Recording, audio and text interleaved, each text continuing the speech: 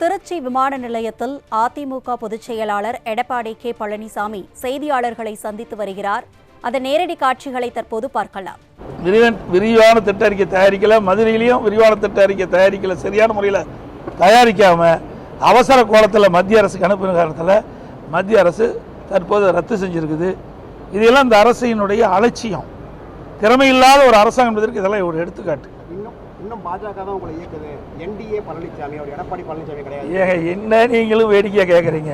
நாங்கள் நாடாளுமன்றத்தில் கூட்டிருந்தோமா? சொல்லுங்க பார்க்கலாம். மூச்சுக்கு 300 தடவை இந்தியா கூட்டணி வாய் திறக்க மாட்டேங்கிறாரு முதலமைச்சர். அதை கேள்வி கேட்க மாட்டேங்கிறீங்களே. எப்பொழுது பார்த்தாலும் இந்தியா கூட்டணி சொல்லிக் கொண்டிருக்கின்ற முதலமைச்சர் திரு ஸ்டாலின் அவர்கள் ஏன் இப்போ இந்தியா கூட்டணி பேரையே எடுக்க மாட்டேங்கிறாரு? காங்கிரஸுக்கும் திமுகவும் உட்கட்சி பூசல் வந்துடுது. நிச்சயமாக அதாவது இப்போ ஊடகத்திலையும் பத்திரிகையிலும் வர செய்தி தானே, பிளவுறது தான் நீங்கள் போடுறீங்க. கருத்து வேறுபாடு வந்துட்டு இருக்குல்ல. காங்கிரஸ் கட்சிக்கார ஒரு கருத்து சொல்றாங்க தலைவர்கள், அதற்கு எதிர்கருத்து திமுக சொல்றாங்க. ஆக கூட்டணியில் விரிசல் ஏற்பட்டுறது உண்மைதானே? இன்ன வரைக்கும் வெளிப்படையாக பேச முடியலையே. காங்கிரஸ் கட்சியில் வந்து அதையே சொல்லி நாங்க பொருந்த இருக்குமா பொருந்தணும் மக்கள் முடிவு பண்ணணுங்க. ஸ்டாலின் முடிவு பண்றது இல்லை. ஒவ்வொரு கட்சியும் அந்தந்த தேர்தல் வருகின்ற பொழுது வெற்றி பெறுவதற்காக அமைக்கப்படுவதுதான் கூட்டணி. எல்லா கட்சியுமே கூட்டணி அமைச்சு தான் போட்டிட்டு இருக்குது. இன்னைக்கு அதிமுகவில் யாரெல்லாம் கூட்டணியில் இடம்பெற்றாங்களோ, அது சட்டமன்ற தேர்தல் நாடாளுமன்ற தேர்தலோ, அந்த கட்சி தான் திமுகவோட கூட்டணியில் அங்கம் பெற்றது. திமுக கூட்டணியில் எந்தெந்த கட்சியெல்லாம் தேர்தல் நேரத்தில் இடம்பெற்றதோ அந்த கட்சியில் அதிமுக இடம்பெற்றிருக்குது. கால சூழ்நிலைக்கு ஏற்றவாறு அந்தந்த கூட்டணி அமைவது இயல்பு. காங்கிரஸ் கட்சியில ஒரு பிரிவினர் வந்து திமுகவோட அலையன்ஸ் வைக்கணும்னு சொல்றாங்க. இன்னொரு பிரிவினர் டிவி கூட போகலான்னு சொல்றாங்க. ஸோ பெரிய பிளவு ஏற்படுற மாதிரி ஒரு சுச்சுவேஷன் இருக்கு. 1996 இந்த மாதிரி ஒரு சுச்சுவேஷன் வந்து காங்கிரஸ் உடைஞ்ச மாதிரி திரும்ப அதே ஒரு சூழ்நிலை வரும்னு நினைக்கிறீங்களா நீங்க? உங்களுடைய செய்தியெல்லாம் பார்க்கும்போது அப்படித்தானே இருக்குது. இன்னைக்கு காங்கிரஸ் கட்சியுடைய தலைவர்கள் சொல்லுகின்ற கருத்தும் அதற்கு எதிரான கருத்தை திமுக இரண்டாம் கட்ட தலைவர் சொல்லுகின்ற கருத்து அப்படித்தான் இருக்குது. அண்மையில் கூட திருமதி கனிமொழி அவர்கள் டெல்லிக்கு சென்று திரு ராகுல் காந்தி அவர்களை சந்தித்து பேசியிருக்கிறாங்க. ஆக பேசி கூட இன்னும் அதுக்கு நான் தீர்வு காண முடியலையே. அதில் ஒரு கமிட்டி அமைச்சிருந்தாங்க. காங்கிரஸ் கட்சியை சேர்ந்த ஒரு குழு அமைக்கப்பட்டது கூட்டணி பேச்சுவார்த்தைக்கு. இன்னும் அந்த பேச்சுவார்த்தை நடக்கவே இல்லையே. ஜெயிப்பாங்க. தேர்தல் முடிஞ்சது தானே தெரியும் யார் ஜெயிப்பாங்க யார் தோப்பாங்கன்னு. அதிமுக நிச்சயம் அனைத்து இந்திய அண்ணா திராவிட முன்னேற்ற கழக தலைமையில் அமைக்கப்படுகின்ற கூட்டணி பெரும்பான்மையான இடங்களில் வெற்றி பெற்று அதிமுக தனி பெரும்பான்மையோட ஆட்சி அமைக்கும். அதிமுக கட்சிக்கு வந்து மிகப்பெரிய கூட்டணி கட்சி ஒன்று வர இருக்குன்னு சொல்லியிருந்தீங்க. இப்போ மீண்டும் வந்து கட்சிகள் வர வாய்ப்பு இருக்கா? புதிய நான் சில கட்சியில் தான் வரும்னு சொல்லுவேன். அதாவது அனைத்து இந்திய அண்ணா திராவிட முன்னேற்ற கழகத்தில் சில கட்சியில் வரும்னு சொன்னால் வந்தாச்சு. பாட்டாளி மக்கள் கட்சி வந்தது, பிறகு அம்மா மக்கள் முன்னேற்ற கழகம் வந்தது. இன்னும் சில கட்சியோட பேச்சுவார்த்தை நடத்திட்டு இருக்கிறோம். வரதுக்கு வாய்ப்பு இருக்குது. அரசு ஊழியர்கள் ஆசிரியர்கள் கூட்டமைப்பு இன்னைக்கு முதல்ல ஒரு நன்றி மாநாடு நடக்குது. அதற்கான அழைப்பீதழில் முழுக்க அதிமுகவோட மேடம் ஜெயலலிதா அப்புறம் உங்கள் ஆட்சியை மட்டுமே குறை சொல்லியிருக்காங்க. அதற்கு அது உள்ளே இருக்க ஒருங்கிணைப்பாளர்களை சிலர் எதிர்ப்பு தெரிவிச்சிருக்காங்க. இது எப்படி பார்க்குறீங்க? ஏங்க உங்களுக்கு தெரியாதவனும் இல்லை, பத்திரிகை ஊடக நம்பர்களுக்கும் தெரியாதவனும் இல்லை.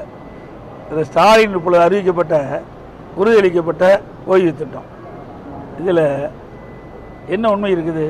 அவர்கள் கேட்கின்ற கோரிக்கை என்ன? பழைய ஓய்வு திட்டம், பங்களிப்பு இல்லாத ஓய்வு திட்டம் என்ன கேட்குறாங்க. ஸ்டாலின் என்ன அறிவிச்சிருக்காரு? பங்களிப்பு உள்ள ஓய்வு திட்டம் தான் அறிவிச்சிருக்காரு. அது அவர் வைத்த கோரிக்கை நிறைவேற்றலையே. ஏற்கனவே மத்திய அரசு அறிவிக்கப்பட்ட அந்த ஓய்வு திட்டத்தில் சில மாற்றங்களை செஞ்சு அறிவிச்சிருக்கிறாங்க. இன்னைக்கு அரசு ஊழியர்களுக்கு இந்த குழந்தை அழுதா மிட்டாய் கொடுத்து அது சரி செய்வாங்க பாரு, அது மாதிரி அரசு ஊழியர்கள் போராட்டம் நடத்த ஆரம்பிக்கும் போது ஒரு சின்ன அறிவிப்பு கொடுத்து சரி செஞ்சிருக்கிறாங்க, அவ்வளவுதான். அதுக்கு சில சங்கங்கள் தொலை போயிருக்குது. சார், எப்பவுமே திமுக தேர்தல் அறிக்கை வந்து கதாநாயகன் அப்படின்னு சொல்லுவாங்க. நீங்க இப்போ வந்து 2 அறிக்கை விட்டுருக்கீங்க இது வரைக்கும். அங்கே ஏதாவது ஸ்லீப்பர் செல் வச்சிருக்கீங்களா? எனக்கு ஒன்றும் புரியல. ஸ்லீப்பர் செல் எனக்கு ஒன்றும் புரியல. ஒவ்வொரு கட்சிக்கு இருக்கிற தனித்தன்மைங்க. அனைத்து இந்திய அண்ணா திராவிட முன்னேற்ற கழகம் நாட்டு மக்களுக்கு என்னென்ன தேர்தல் அறிக்கை கொடுத்தால் நன்மை பெருக்கும்னு நாங்கள் நினைச்சோம். அதன் அடிப்படையில் நாங்களுடைய முதல் கட்டம் 2ஆம் கட்டம் 2 தேர்தல் அறிக்கை நாங்கள் வெளியிட்டிருக்கோம். பிரைம் மினிஸ்டர் வர்றதுக்கு முன்னாடி நீங்கள் சொல்லக்கூடிய எல்லா கட்சியும் இன்னும் ஒரு சில பேசிட்டு இருக்கிறோம். இன்னும் தேர்தல் அறிவிக்கல. தேர்தல் அறிவிச்சா தானே தேர்தல் நெருங்க தானே கூட்டணி முழுமை பெறும். தமிழக அரசு மீது பல்வேறு குற்றச்சாட்டுகளை முன்வைக்கிறீங்க. ஆனால் அதிமுக சார்பில் எந்த ஒரு போராட்டமும் முன்னெடுக்கல. இப்போ கூட போராட்டம் அறிவிச்சிருக்கல. தொடர்ந்து போராட்டம் ஏங்க நாங்கள் தான் போராட்டம் கூட 17ஆம் தேதி அறிவிச்சோம். உடனே 12ஆம் தேதி அறிவிச்சிட்டாங்க. நாங்கள் போராட்டம் அறிவிச்ச உடனே 12ஆம் தேதி திமுக அறிவிச்சிருக்குது. ஒவ்வொரு மாவட்டத்திலையும் அங்கங்கே இருக்கின்ற மக்களுடைய பிரச்சனையை முன்னிறுத்தி நாங்கள் போராட்டம் நடத்திட்டு இருக்கோம். பாருங்கள், பத்திரிகைகள் வந்திருக்கு, ஊடகத்தில் வந்திருக்குது. ஒரு மாநகராட்சி, நகராட்சி, பொதுமக்களுடைய கருத்துக்கள் பிரச்சனை ஏற்பட்டால் அது குறித்து தான் நாங்கள் போராட்டம் நடத்துவோம். ஒரு மாநாடு நடத்திட்டே இருக்காங்க திமுக. வேற என்ன மாநாடு நடத்தி வேற வழி இல்லையே. தினம் ஒரு அறிவிப்பு கொடுப்பாங்க, தினம் ஒரு அறிவிப்பு கொடுத்துட்டே இருக்கிறாங்க. அந்த பேர் தான் உங்களுக்கு ஞாபகம் இருக்குதா? நினைச்சு பாருங்க, எத்தனை பேர் வச்சிருக்கிறாங்க. பேர் வைப்பதற்கு நோபல் பரிசு கொடுக்கணும்னா ஸ்டாலின் கொடுத்தா பொருத்தமா இருக்கு.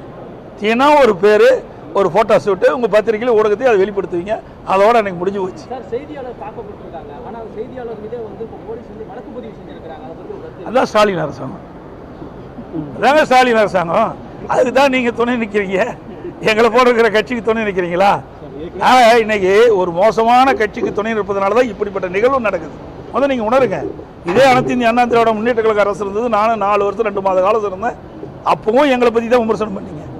இப்போ நான் இந்த ஆண்டு இப்போது எதிர்க்கட்சியில் அப்போ என்னை பற்றி விமர்சனம் பண்றீங்க, எங்க கட்சி பற்றி விமர்சனம் பண்றீங்களா ஒழிய திமுகவில் நடக்கின்ற பிரச்சனை பற்றி ஏதாவது விமர்சனம் செய்யறீங்களா?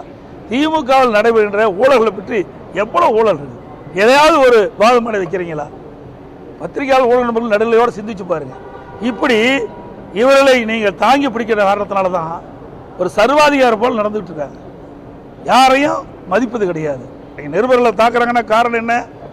நிருபர்களை தாக்கினா இவளுக்கு ஏதாவது பாதிப்பு ஏற்படும் என்று நினைச்சிருந்தா ஒரு நிருபர்கள் நாட்டு மக்களுக்கு ஒரு நடுநிலையோடு செய்தி கொண்டு சேருவதுதான் ஊடகத்தின் கடமை. அதை கூட மதிக்கலையே.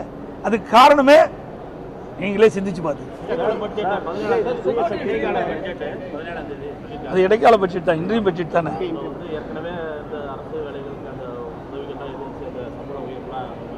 இடைக்கால பட்ஜெட்டில் எதுவும் வரதுக்கு வாய்ப்பு இல்லை. ஏன்னா ஒரு இடைக்கால பட்ஜெட் தான். சம்பளம், அரசு ஊழியர்கள்லாம் சம்பளம் கொடுக்கணும், அதெல்லாம் அதில் இடைக்கால பட்ஜெட்டில் வரும். ஒவ்வொரு முறையும் கடைசி வருஷம் முடிகின்ற பொழுது ஒவ்வொரு அரசும் ஒரு இடைக்கால இன்றைய பட்ஜெட் போடுவாங்க.